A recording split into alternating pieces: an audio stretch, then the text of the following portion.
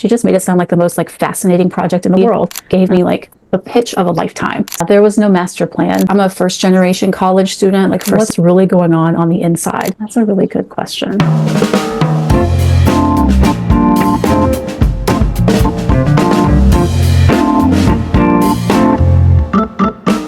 Hello everyone, welcome back to another episode of Faculty Files. I'm Fatima.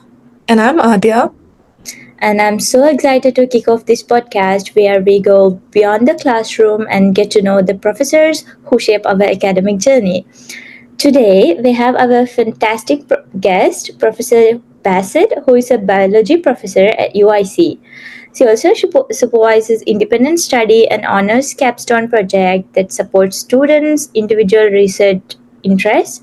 She also has a past research experience focused on chromatin-based regulation of heart development.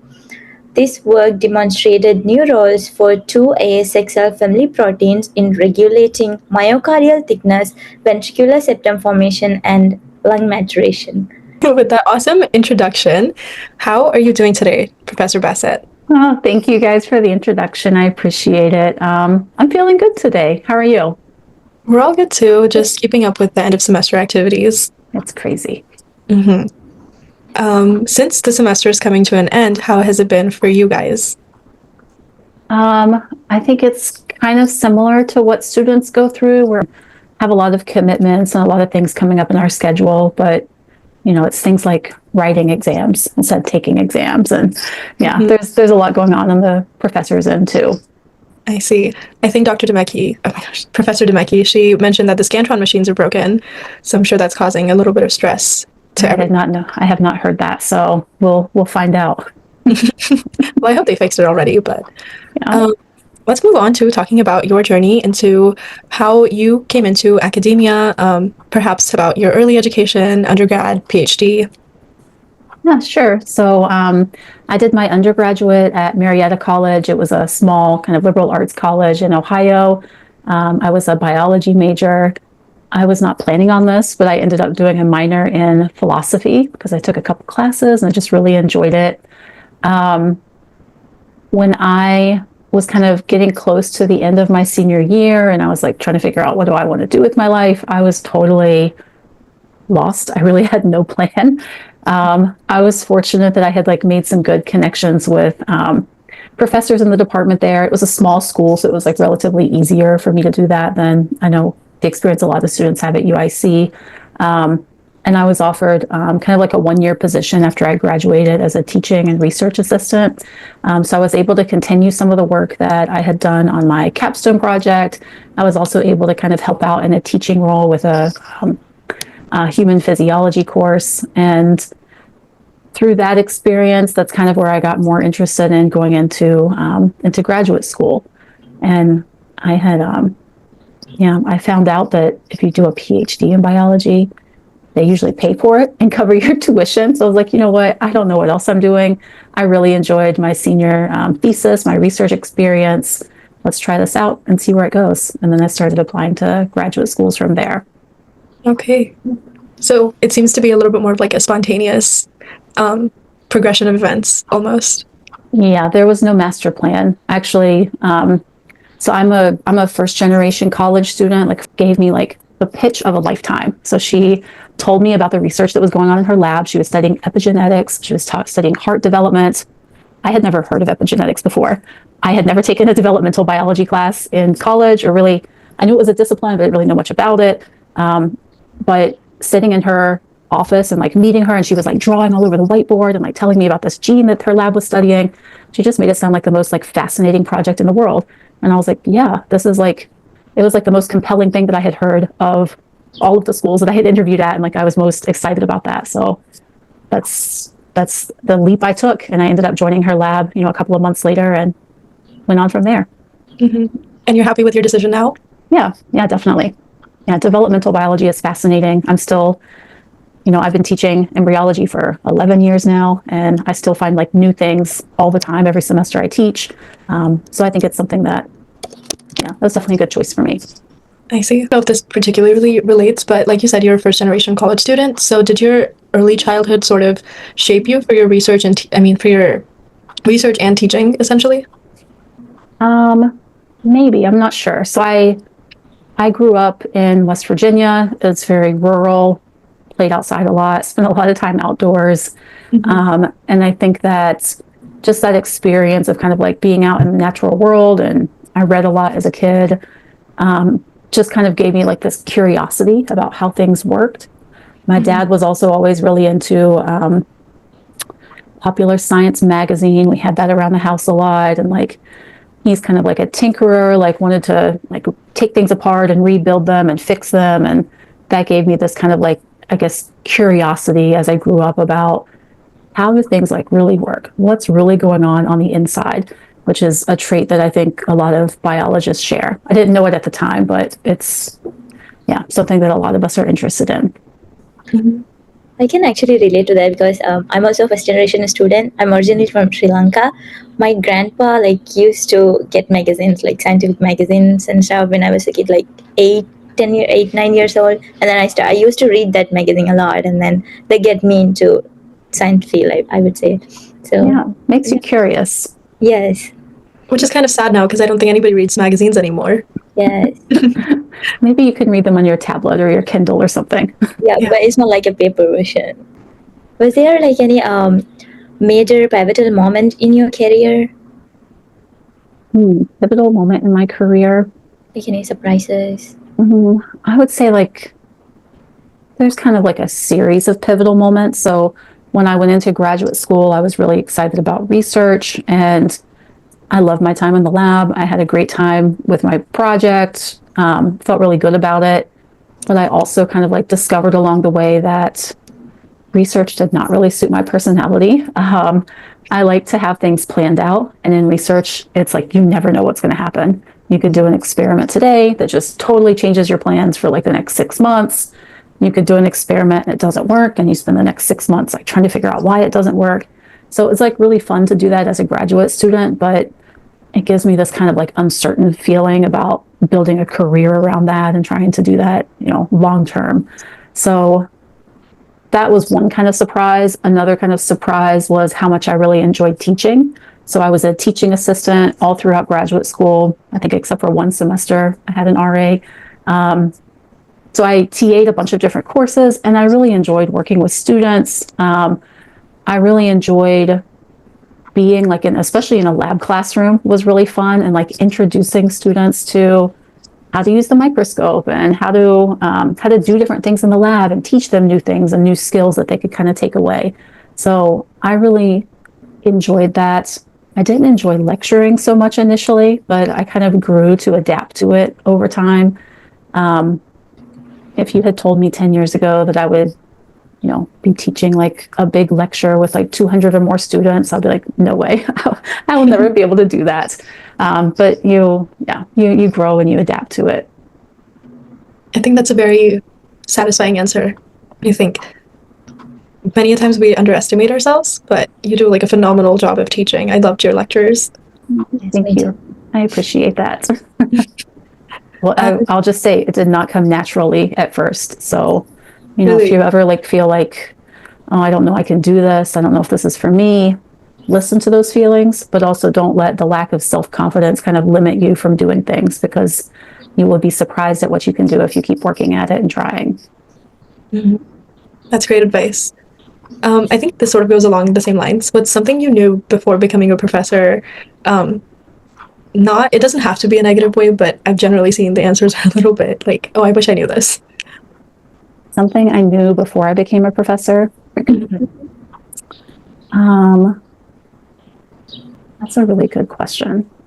When I went into graduate school, I was really excited about research, and I loved my time in the lab. I had a great time with my project, felt really good about it. But I also kind of like discovered along the way that research did not really suit my personality. I like to have things planned out. And in research, it's like you never know what's going to happen. You could do an experiment today that just totally changes your plans for like the next 6 months. You could do an experiment and it doesn't work, and you spend the next 6 months like trying to figure out why it doesn't work.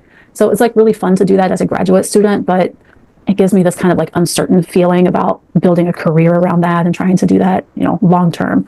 So that was one kind of surprise. Another kind of surprise was how much I really enjoyed teaching. So I was a teaching assistant all throughout graduate school, I think except for one semester I had an RA. So I TA'd a bunch of different courses, and I really enjoyed working with students. I really enjoyed being like especially in a lab classroom was really fun, and like introducing students to how to use the microscope and how to do different things in the lab and teach them new things and new skills that they could kind of take away. So I really enjoyed that. I didn't enjoy lecturing so much initially, but I kind of grew to adapt to it over time. If you had told me 10 years ago that I would, be teaching like a big lecture with like 200 or more students, I'd be like, no way, I will never be able to do that. But you grow and you adapt to it. I think that's a very satisfying answer. I think many times we underestimate ourselves, but you do like a phenomenal job of teaching. I loved your lectures. Thank you. I appreciate that. Well, I'll just say it did not come naturally at first. So, Really? If you ever like feel like, oh, I don't know, I can do this. I don't know if this is for me. Listen to those feelings, but also don't let the lack of self-confidence kind of limit you from doing things, because you will be surprised at what you can do if you keep working at it and trying. Mm-hmm. That's great advice. I think this sort of goes along the same lines, but something you knew before becoming a professor, it doesn't have to be a negative way, but I've generally seen the answers are a little bit like, oh, I wish I knew this. Something I knew before I became a professor. That's a really good question. I always knew that professors did like service, that they worked on like committees and stuff like that, but I really didn't know how much of that they did sometimes, and how kind of like important it is to the running of the department and the running of the university. I didn't realize how much work they're kind of doing behind the scenes that isn't teaching, if that makes sense. Mm-hmm. So I wish that I had understood that a little bit more, but this isn't necessarily a negative thing, because I've also found that like I actually really enjoy it, and I'm proud of some of the, I guess, like extracurricular things that I've worked on and been able to help other people on kind of outside of the classroom too. Okay. All right. Let's get more deep into academics. And how do you define a successful student? Is it depend on A grades or the works that they put in? A successful student is a student that has a goal in mind, and they work hard to achieve that goal. They are flexible and adaptable. If they're doing something that's not meeting their goals and they're not getting the result, they're kind of open to learning and adapting. So I think there's lots of different definitions of success and ways to be successful, but I think having like a goal or having like a motivation in mind and having that kind of like inner drive to work towards it, even if that means you're growing and you're changing and you're not necessarily doing things the way that you've always done them. Okay. I guess I'm not sure how to word this, but when you were a student versus now, what differences do you see in teaching patterns, learning patterns, just perhaps technology?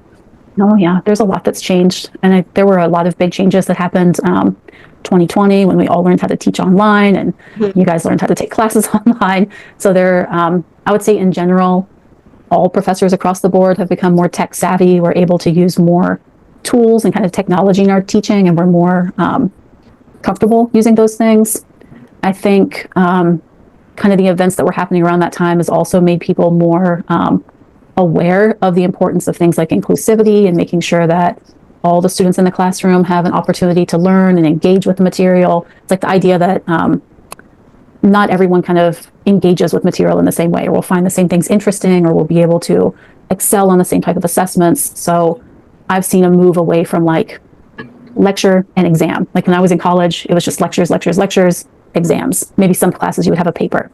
And I think that's not the way most classes are structured nowadays. There's kind of like more of a variety of assignments, a variety of ways to engage with the material. And I think overall that's a really positive change. Mm-hmm. I think we asked Professor DeMikey the same question, and she was talking about how students view education as a lot more like an optional thing now, because they're so used to how in COVID times you could just submit whatever you wanted, whenever you wanted, and being able to get credit for it. But it's no longer the same. We've been out of it for almost 2 to 3 years now. So do you think that really affects specifically your class because you have so many different varieties of assignments?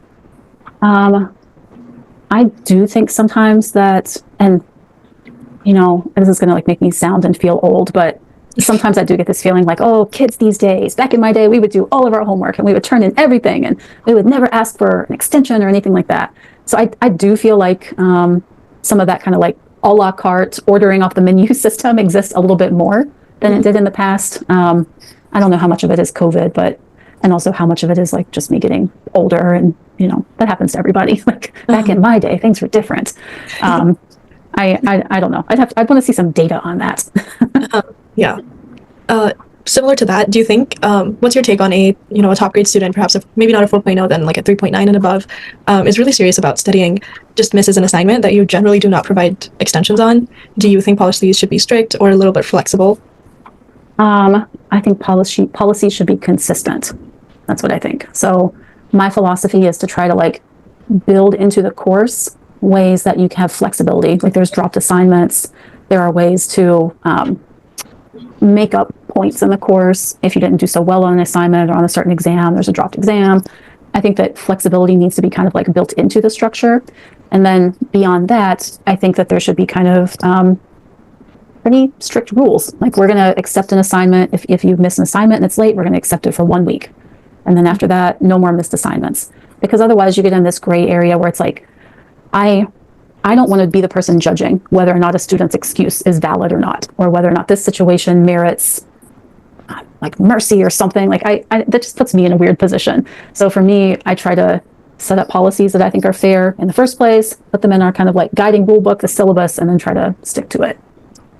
Yeah, since we're talking about grades, I think I remember, it is on my mind, this semester I'm taking a class with you, and then the exam too, I think, like the average was pretty low, and then you send a message on GroupMe that saying you got C on Gen Chem, and then after a few years you were able to get A on organic chemistry.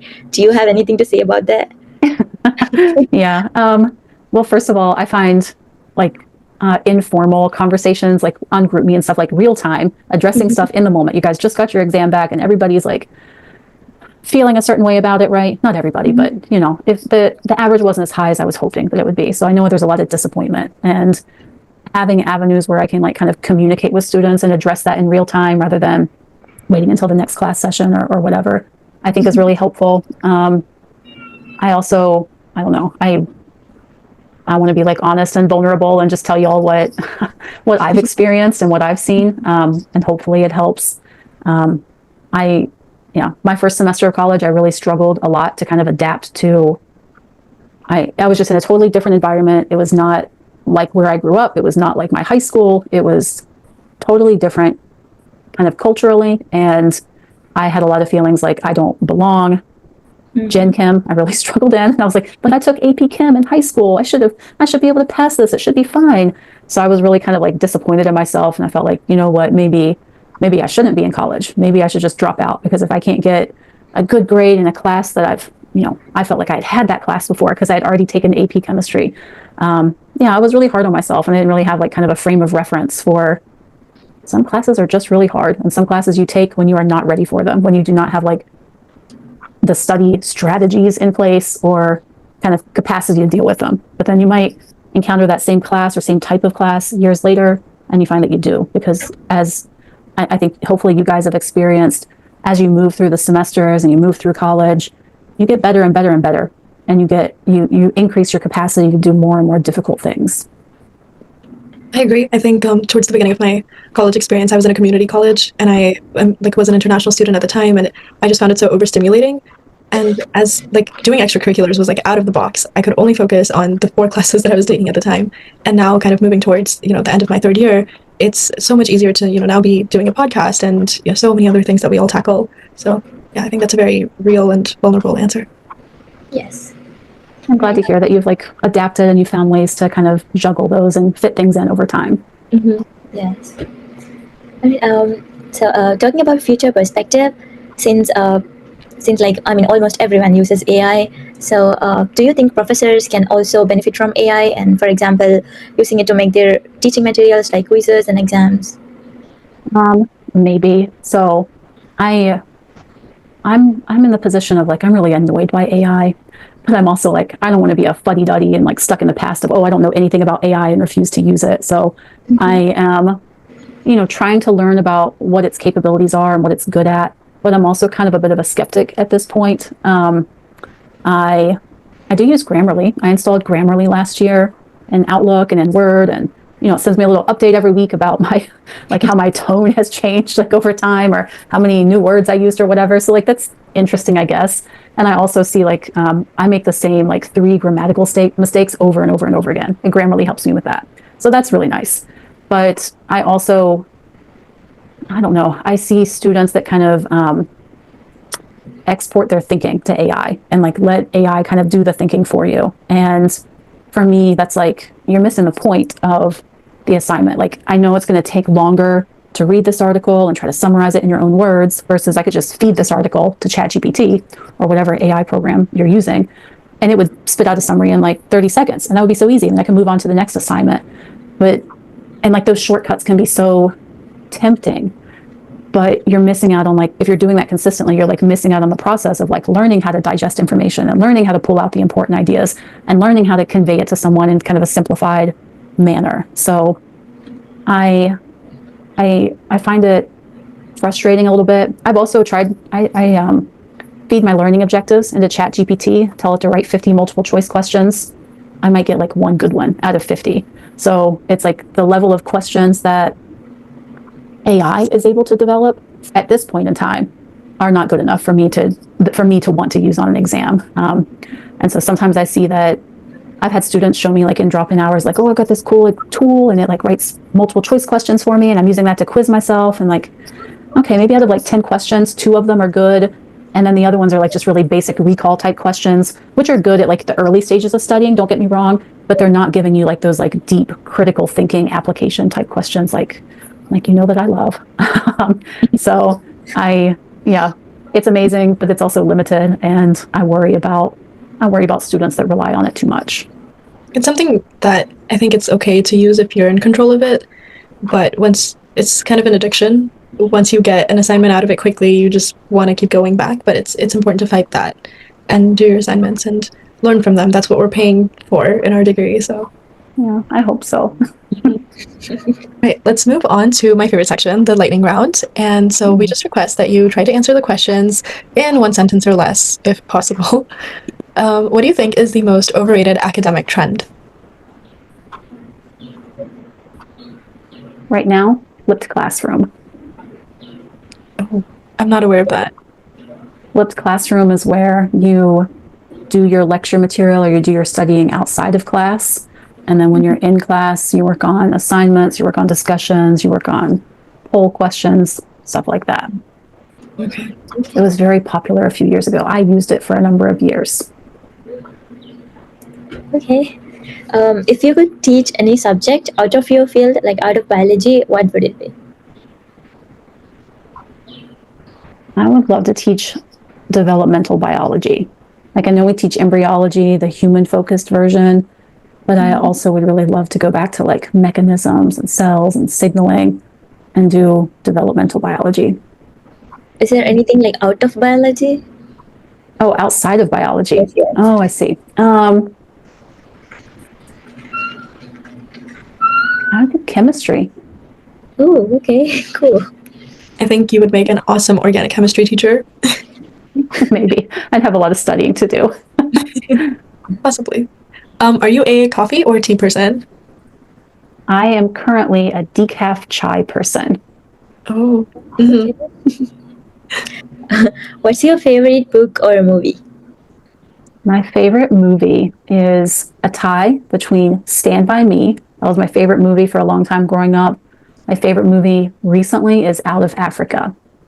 Okay, we'll have to give that a watch. Meryl Streep. She knows what she's doing. Mm-hmm. What about your favorite book? My favorite book, the favorite book that I've read recently is called Monstrilio. I read it as part of a book club, and it's just fascinating. Mm-hmm. All-time favorite book that I've read the most, probably The Grapes of Wrath by Steinbeck. Are you an early bird or a night owl? A little bit of both, which can be problematic. Yes. One word that describes your teaching style, in your opinion. Rich. Someone called my teaching style rich in an evaluation a few years ago, and that's something that I really strive to. Like, I want there to be multiple layers, multiple ways that you can engage with it. I do agree with that. Yeah, me too. What is your favorite quote or motto that has gotten you through tough times, low times? Yeah, to be honest, I don't have one. I don't think I have a favorite. I don't have like a go-to motto or anything like that. Okay. Sorry, I know that's a boring answer. No, that's okay. That's okay. Yeah. Also, we did like a little research on Rate My Professor. Don't be afraid. Don't be afraid. All reviews are good. Most of them, we got like 2 best reviews. I mean, most of them are good. I'm going to read it out just to let you know how amazing you are doing. So, one student said, "Best professor at UIC so far. I really enjoyed her class. She likes to teach and always make sure that everyone understands the topic." And another student said, "Exams are tough, so avoid relying on online sources and take good notes when studying. She offers extra credit opportunities, which helps a lot. Other assignments are manageable if you take good notes. Collaborate with classmates because it's a dense material and questions are detailed answers. In this class, note taking is a must. The best at UIC, the best." I appreciate those. Thank you for sharing those with me. Of course. I think one of them might be mine. I loved your class last semester. I know the formatting has changed a little bit, but I still think it's an awesome class and it's very interesting, especially as a pre-med student. Yes, it allows like to learn more about. I do agree the exams are tough, but like it encourages you to learn more and go deeper and deeper thinking. I hope so. That's the goal. Mm-hmm. Yes. It definitely helped me with my MCAT as well. I took your class right before taking the MCAT, and it like changed the game. I was able to. I think the material that's taught is very dense, and so you have to do a lot of critical thinking. So many words don't make sense in the beginning, and it's really helpful if you're taking competitive examinations. See, that's the kind of feedback that makes me want to persevere and keep giving you guys hard exams, even though there's complaints, and I know it doesn't feel good to take a hard exam, but I also know I've heard from students over the years that have gone on to dental school, PA school, medical school, etc. A lot of our students are pre-health careers. That the type of question style that we're putting on the exams is more typical of what you're going to see moving forward in your careers than what you might get in some other classes. So that's why I do it. It's not to be mean. It'd be easier for me to write an easy exam, right? Than so I could let ChatGPT do it. Well, then we'd all get the questions just by looking them up. All right, so I'm so happy with this conversation, and to sort of close off this really broad and awesome conversation, what is one piece of advice that is non-academic that you would like to give to your students? Make time to do things that you love and that you enjoy. Life is not all about school, even though it feels like that right now. Make time for your friends, make time for your families, make time for your hobbies and your passions, because you are not just a student, you are a whole complex person, and don't let go of the things that make you happy and, trying to get that 4.0 or whatever it is you're striving for. Mm-hmm. All right. Well, thank you for that advice. I think everybody needs to hear that during final season. And that wraps up this conversation. Thank you so much, Professor Bassett, for joining us and sharing your insights. To our listeners, if you enjoyed this episode, make sure to follow Faculty Files for more candid conversations with professors, and make sure you let us know what questions you would like us to cover next. Until next time, stay curious, keep learning, and we'll see you in the next episode of Faculty Files. Thank you guys for having me.